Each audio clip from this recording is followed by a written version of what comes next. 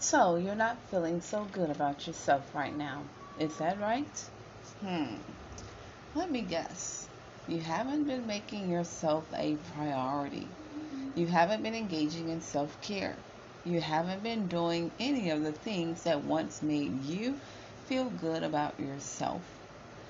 Now that we've gotten that out of the way, let's take a moment to talk about the importance of self care. As I've expressed many times before, the only way to resolve a problem is to find the root of the problem. The problem here is that you're not making yourself a priority. To resolve that problem requires you to understand why you're not making yourself a priority. There's no doubt when you look good, you feel good about yourself. When you feel good, you make good decisions. When you make good decisions, good things happen in your life. When good things happen in your life, it motivates you to keep moving forward. That is why self-care is such a vital element in the healing process. And that is why abusers aim to strip their victims of everything that makes them feel good about themselves. Experiencing an abusive relationship can cause you to lose sight of yourself and what's important to you. With all the manipulation, control, gaslighting, and insults you endure, no matter how strong of a person you are, the emotional abuse will eventually break you if you tolerate it long enough. Mentally, it breaks you down to a point where you will begin questioning your own logic and worth.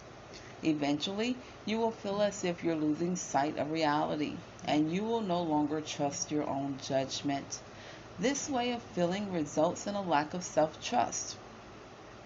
Lacking self-trust makes you codependent and reliant upon the validation of others.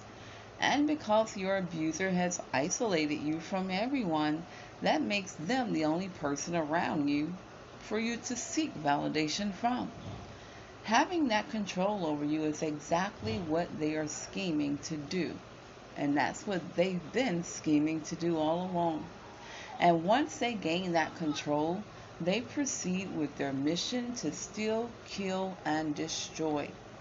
Not because you've done anything to deserve it, but because that is who they are, and it's the only way of life they know. Now, they have coerced you into a lifestyle that helps them to increase while you slowly decrease. A lifestyle that does not suit you, yet somehow you settle for it because they've manipulated you into believing that they are the best life has to offer you. Telling you that nobody else will want you, that nobody else will love you like they do. Their continuous negative actions and words cause you to question your worth, your perception, and your morals. You will also question their actions, their words, and their intentions. And with every question, you rely on them to provide answers to them all. And every answer they give puts the blame on you. And because you are made to feel as if you are mistreating them, you feel obligated to make it right. And in your attempt to make things right with them, you start giving more to them and less to yourself. And anytime you want anything for yourself, they make you feel as if you don't need or deserve it. So you stop doing things for yourself. You no longer pamper yourself by getting your hair and nails done. You stop buying nice things for yourself. You stop engaging in your hobbies and other activities that bring you joy. Now you're suffering from depression and anxiety because your life has been robbed of everything that once gave it meaning. If you can understand and relate to what you've heard so far, then I hope you realize by now that you are more than worthy of having and doing the things that make you feel good about yourself. And anybody who tries to deprive you of such things is someone who does not have your best interest at heart. Now that we have that understanding, let's take a look at some effective methods of self-care. Positive affirmations. Positive affirmations is like food for your spirit and soul. When positive things are spoken into your life, it makes you feel good about yourself. But you don't have to wait for others to come along and tell you how wonderful you are. You can speak these positive things into your own life, and it's even more effective because it promotes self-motivation. It helps you to build faith and become more confident in yourself. By building confidence, you can reinforce your strength, have courage to address challenges, and it also legitimizes your goals. Positive actions and results come from positive thinking. When you focus on the positive, positive things happen. Physical health. To make your body perform at full capacity, you must give it what it needs to function. And the same way you fuel and maintain your car to make it run smoothly, the same applies to your body. The way to fuel your body is to have a healthy diet, which consists of eating well, getting proper rest, engaging in physical activities, keeping your body clean, and just overall being good to yourself. When your body is healthy, it will reward you by staying strong and resilient. Living a healthy lifestyle isn't about overworking yourself and depriving yourself of the things you enjoy, but it's about creating balance so that you can fully enjoy all the beautiful things life has to offer. Breathing techniques. Who knew that something as simple as breathing is considered a form of self-care? Breathing exercises aid in reducing stress because they increase oxygen exchange. That exchange of oxygen reduces your blood pressure, slows your heart rate, and helps to release tension. Although there are various breathing methods used to reduce anxiety, the one I recommend is called mindful breathing. This form of breathing puts you into a state of consciousness that reminds you that you are in control. Mindful breathing helps to focus your attention on the present, which keeps your mind from drifting and creating worries about the past or future. To perform this type of breathing technique, simply find something calming to focus on.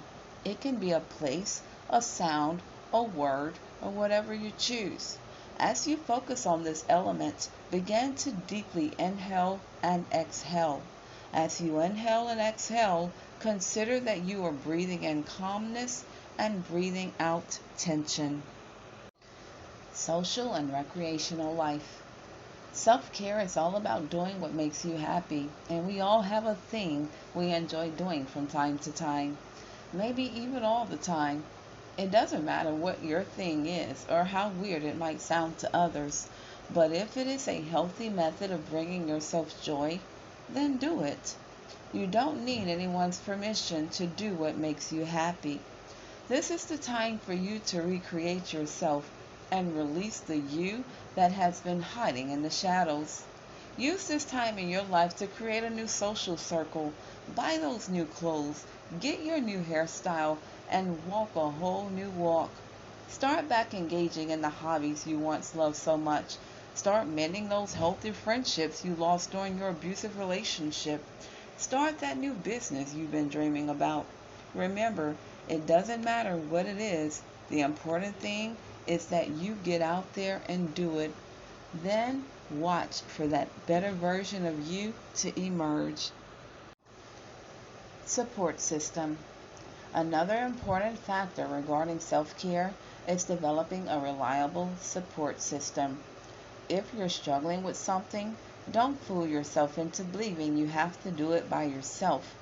Help is available to you. Don't be afraid to ask for it.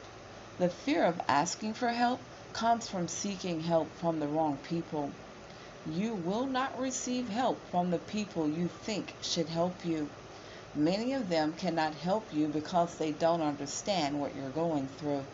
And others will not help you because they don't want to get caught up in the middle of something they don't understand.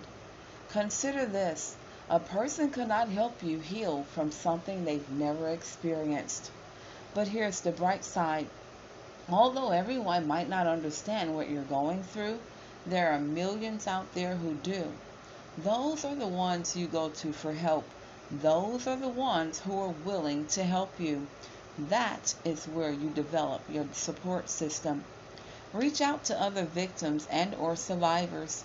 Seek the help of a life coach or an accountability partner. Join an online support group. Attend support group meetings. Schedule a consultation with a licensed therapist. When you find reliable sources that will help you develop an effective support system, utilize them. Be transparent, be honest, be receptive, but most importantly, be you. After learning ways to promote self-care, I hope you will begin to incorporate it into your daily life. You should be taking time out each day to do something you enjoy. Even if it's just 15 minutes, make it all about you. Read your favorite book, bake your favorite cookies, take a walk while listening to your favorite music. Pull out your palette and fill up that empty canvas that's been waiting for you. Nurture your creative side and get crafty. Find your thing, do your thing, and trust that every little thing is gonna be alright.